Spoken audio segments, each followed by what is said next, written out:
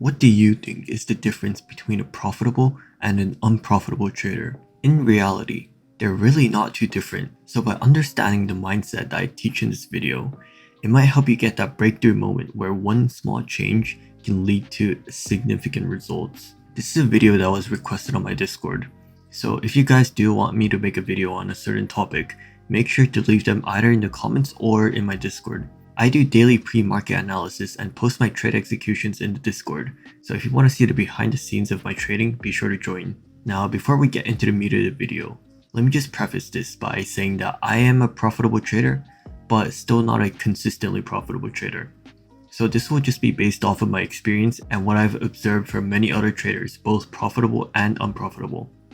Alright, now let's get into the video. So the first thing that I want to talk about is the simplicity of your trading. Now, simplicity can be defined in many ways, but the way that I look at it is that if you can't identify the concepts that you use and interpret what they're telling you by second nature, then your trading is too complicated. People like to say things like your trading plan should be able to fit on the back of a card, and even if it does fit on the back of a card, if it takes you ages to identify the concepts, then is it really simple?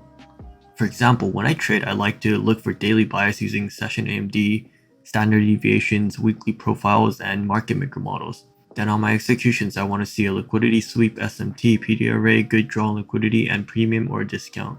Now, this may seem like a complicated model, but I have enough experience to where I can identify all of these by second nature. Ultimately, the reason why your trading should be simple is so that there's nothing clouding your judgment. Just imagine that you're a new trader and your model tells you to look for a market structure shift, fair value gap, breaker block, liquidity sweep, and SMT, but then you see some bearish PD arrays and then some of them are bullish and you don't really know which to trust. That would just put you in a state of confusion, and that's why you should keep your trading simple until you have enough experience to be able to filter out the PD arrays that you think is likely to just be disrespected. To give an analogy, it's like the difference between a good driver and a bad driver. The bad driver looks all around them and have to consciously think about the lines on the road, the cars, the traffic lights, the road signs, the pedestrians, and everything that comes in their vision. And that can cause panic and anxiety. But a good driver has enough experience to only focus on the things that matter at the time. And as a result, the driver can smoothly drive without an inch of fear. So make your trading model simple too, where you really don't have to put too much effort thinking about it until you get used to it. And then from there you can slowly add other concepts on. Next thing I want to talk about is having a strong why. And a strong why is a why that is based off of intrinsic values rather than just the mere satisfaction of external validation. Think about it.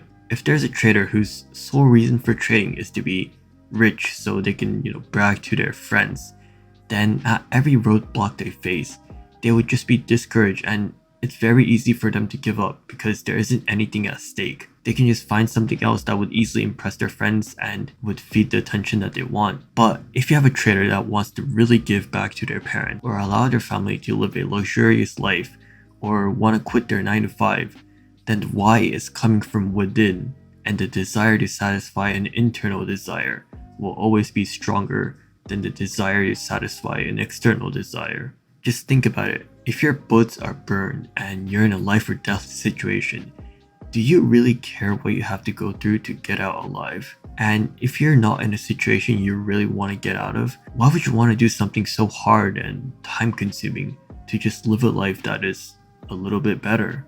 Now, emotions. This is something that a lot of people talk about. So I'll add more detail and have some practical actions that you guys can take to be able to manage your emotions better. First off, we have to talk about taking impulsive trades.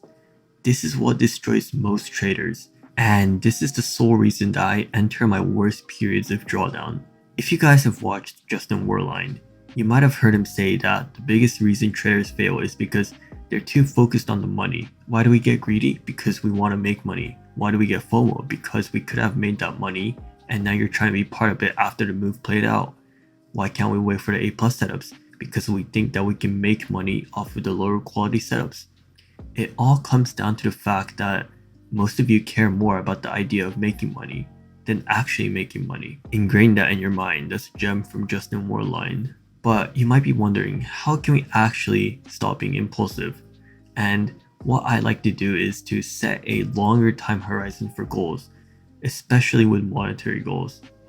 So instead of hopping onto the charts every day wanting to make a certain amount of money, you should set a weekly or monthly goal, and that way you can go into the day knowing that you have other days of the week or the other days of the month that will present you with opportunities, and that can really relieve some of the greed and impulse that you might have. Even better is if you understand the pain of losing an account versus the pain of hopping off in bad conditions. I think as traders, we've all had this experience. Conditions are bad and we know we shouldn't be trading, but closing the charts when we're at break even or at a loss is so painful. You just want that one win that'll put you up on the day and give you that dopamine hit. It's so painful, isn't it? But you know what's more painful? Losing an account because of these bad habits. The pain of regret is always worse than the pain of discipline. This is something that you really can't understand until you take these losses and lose accounts. So that's why I think that losing is inevitable for traders. One thing that can really help with being disciplined and managing your emotions is to go on a dopamine detox. Our brains are so used to instant gratification from video games and social media that the desire for instant gratification carries over to trading, and you get desires of wanting quick money, leading to these impulsive trades. By being able to be disciplined outside of the charts, the discipline carries over to trading, and you are able to control your impulses because discipline is simply the ability to be able to say no to what your emotional side tells you to and act based on what your logical side tells you to. Of course, it's hard to suddenly do a dopamine detox, so in that case, you could just slowly work your way towards reducing screen time, say by 10 minutes a day. Remember, slow progress is always better than no progress. And if you guys want to learn more about discipline and dopamine, I suggest checking out the Huberman Lab podcast, Anna Lemke, and Atomic Habits. Lastly, we have confidence. And confidence comes from proving to yourself that you are a good trader. The only way that you can do this is by winning and fully understanding why you won. Once you have a profitable strategy and a profitable mind, you have to stack wins and minimize losses, because no matter what other trading gurus say, winning is such a huge part of gaining confidence. Even if you strictly follow your plan and are disciplined, are you going to be confident in a strategy that has been losing you money for the past year? Probably not. And this goes the other way too.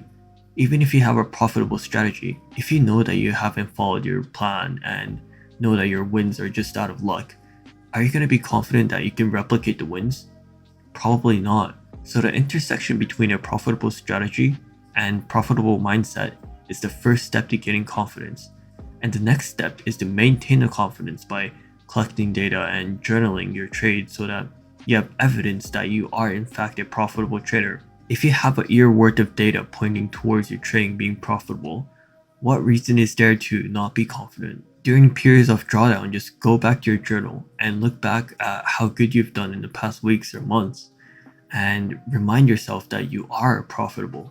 Trading is largely a solo sport, and you have to be your own coach, both encouraging yourself when you're down in the trenches and motivating yourself to do better. Also, being confident is good, but you need to stay humble. It's hard finding a balance between the two, but I definitely get overconfident after getting payouts and go on a losing streak, which deteriorates my confidence. At times like these, I just have to look back at how far I've come and remind myself what the desired version of myself would be doing and align my actions to my desired self. So that's about it for the video. I'd appreciate if you guys could leave a like, subscribe, and come join the Discord. I'll try to provide as much value as I can, so if you guys want me to do something, just reach out and I'll see what I can do.